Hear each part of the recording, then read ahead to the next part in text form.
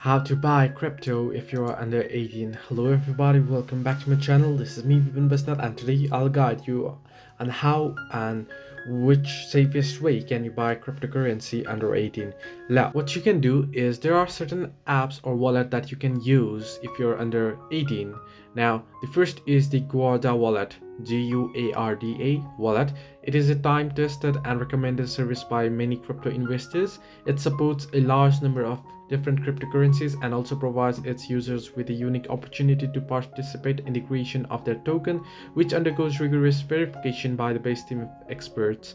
So there you can use the other is you can use the other certain crypto wallets that does not require the verification. Now what are those? There are certain ones that are out there.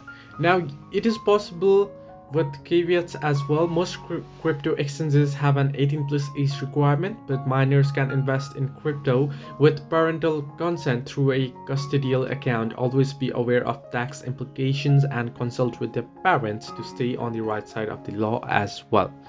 So hope this helped you. Do like and subscribe, and not forget to leave a comment down below if you have any further issues.